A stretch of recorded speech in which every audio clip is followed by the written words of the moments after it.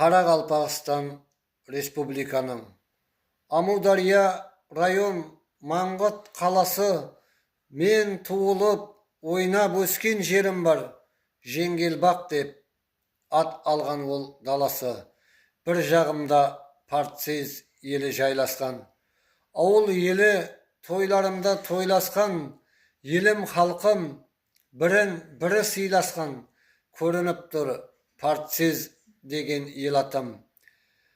Аспанымда көрінеді бір айым. Тілегімді орыллағай құдайым. Ата-бабам жасап өткен Қытайым. Көрініп тұр Қытай деген ел атым.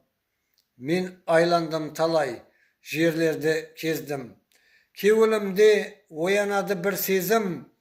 Дауыслары естіледі той бәзім.